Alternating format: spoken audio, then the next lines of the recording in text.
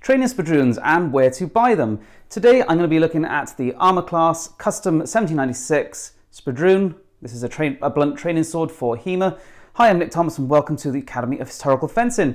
Anybody who's watched this channel knows that spadroons hold a special place in my heart. They were never given a lot of love by modern practitioners, although a huge amount in their day. They were well liked, by most at least.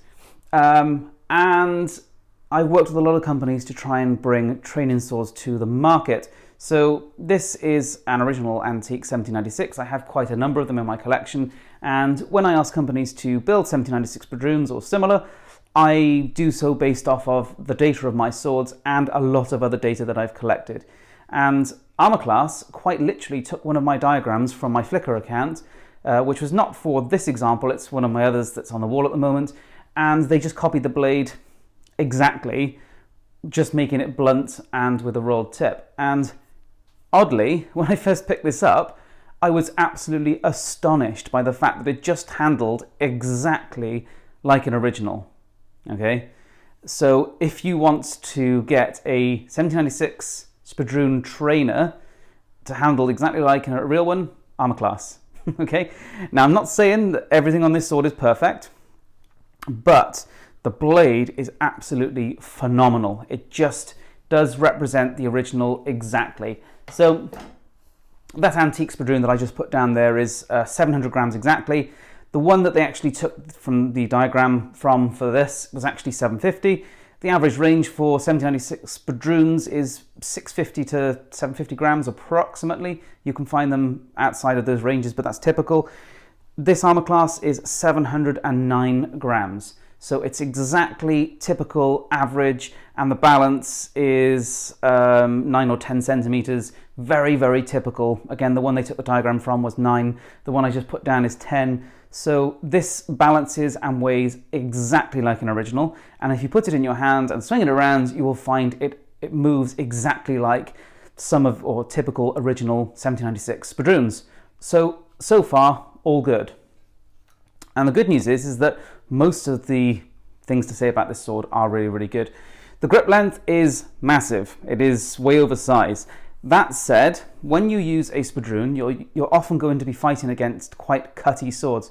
So you might go against another spadroon, which can hit well enough on the cut itself, but you may also fight broadswords and sabers. And the hand protection is better than, say, a stirrup hilt, because you've got these shells, but it's not perfect. And so the beauty of this oversized grip is you can get any glove you want in it. So absolutely any of the heavy gloves will go in and still allow you to do a thumbs up grip. Now this is quite important. So often when new gloves turn up, people get new gloves, they put a new glove on and say, what swords can I fit it in? And usually there's a photo of somebody jamming the biggest heavy duty HEMA glove ever into like a bowl hilt saber and holding it like this. Well, yeah, that's great. Technically you can get the glove inside of the hilt, but not in the way that you really want to. Okay, so a spadroon, and frankly a lot of sabers, are held with a thumb on the back or on the side pointing upwards. That means that you need a fair bit of room. You can't be hammer gripping it. A hammer grip on this kind of sword is terrible, so you need a bit more room. So although it is a large grip, it does allow the grip, the way I want to handle it is allowed, and the gloves I want to use work with it and not get in the way. So not the end of the world. What else? Well, the shells, they're slightly smaller than some of the originals, but only by a fraction. They look small because the rest of the hilt for glove size is so massive. So they're not so undersized as you might think. They're also quite thick, quite strong, which is nice. The knuckle bow is strong. The knuckle bow itself just drops into a hole on the pommel, which frankly is a historical method of doing it. It will, as a result, sometimes pop out, but you just force it back in, and if you need to, undo the pin nut and just pop it back in. So yes, this is threaded. It's a slightly narrower thread than Armour Class normally use. That's understandable for how thin all the fittings are. And what else is there to say about this? Well, not much actually. So the flexibility is just fantastic. Although it doesn't flop around in the fight, it actually binds, parries and moves in exactly the way an original would. So again, if you want a training version of a 1796 Spadroon, this blade exactly does the job. You will be using a training blade that is just like the original. So it is single-edged, it has the fuller going along the back, it exactly looks in every single way like a 1796 blade, just with this rolled tip, which is nice, and the blunt edge. Now about that edge, I've so far found it very durable. It's reasonably thick. I've used it against lots of swords and heavier cutting swords, and I've done no maintenance to it. I can run my fingers up and down with no risk of burrs. So to me, that's absolutely perfect.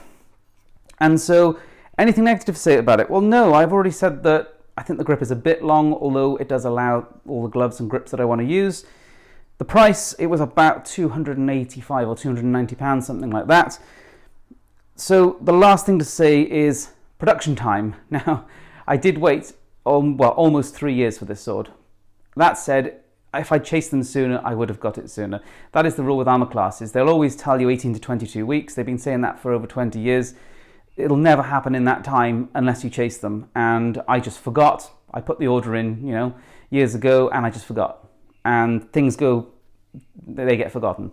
So with Armour Class, if you order a sword like this and it gets to the end of the 22 weeks, start emailing or calling and just hassle them, okay? And that's just the way that they operate.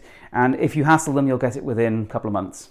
So I would say, as long as you are a bit pushy, you will get one of these within, let's say, 6 to 8 months, which is not too bad. I know people always want off the shelf for a few weeks, but that doesn't happen with a lot of HEMA kit.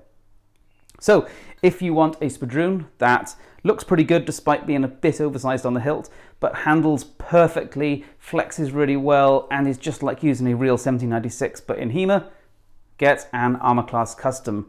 So if you want to order one of these, go to Armour Class, email or phone them and say you want the double shell Spadroon that was made for Nick Thomas, and they will do it for you. So there you have it. Do I recommend it? Absolutely yes. This has been an absolute blast. It's just been fantastic to use, really good fun, and it's really going well. Thanks for watching. Please sub if you haven't already.